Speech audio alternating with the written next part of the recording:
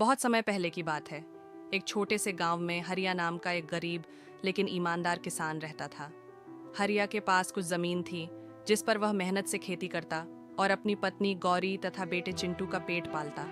उनका जीवन बेहद साधारण था लेकिन खुशियां भरपूर थीं। हरिया की एक आदत थी, वह रोज सुबह खेत में काम पर जाने से पहले गांव के मंदिर में जाकर भगवान को प्रणाम करता।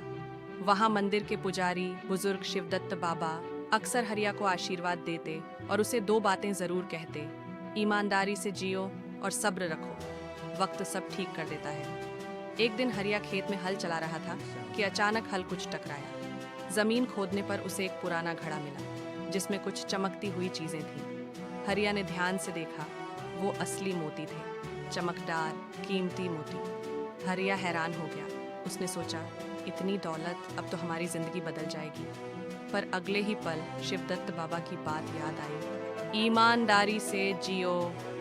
वह घड़ा लेकर सीधा गांव के मुखिया के पास पहुंचा और बोला, मुखिया जी, ये घड़ा मेरे खेत में मिला है, शायद किसी पुराने समय का है, गांव का है, इसीलिए आपको सौंप रहा हूँ। मुखिया पहले तो चकित हुए, फिर मोतियों की जांच करवाई।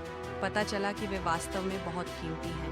मुखिया ने हरिया की ईमानदारी की सराहना की और पंचायत ने निर्णय लिया कि मोतियों को गांव के कल्याण में लगाया जाएगा, स्कूल, कुएं और अस्पताल के निर्माण में। कुछ ही दिनों बाद गांव में एक व्यापारी आया, सेठ बालचंद। उसने सुना कि हरिया नाम के किसान को मोती मिले थे, पर उसने उन्हें गांव को दे दिया। सेठ बालचंद ने हरिया से मिलने की ठानी। सेठ बोला, हरिया, तू बहुत मूर्ख है, इतना खजाना मिला और सब दे दिया।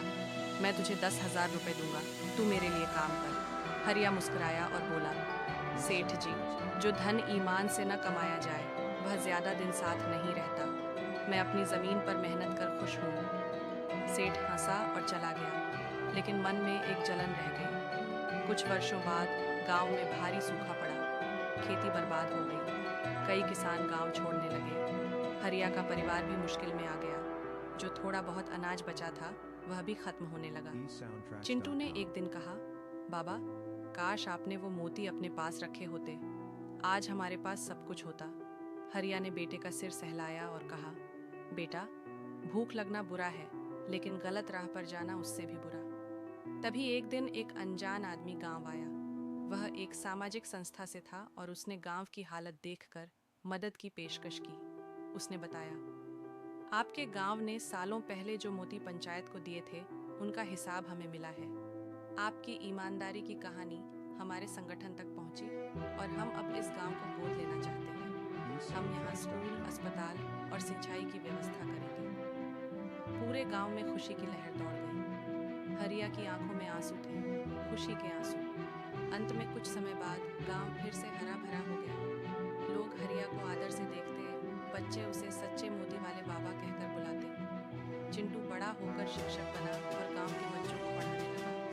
हरिया का जीवन सादा ही रहा, लेकिन उसके सिद्धांत और ईमानदारी ने पूरे गांव की किस्मत बदल दी। शिक्षा, ईमानदारी और धैर्य हमेशा रंग लाते हैं। सच्चे मोती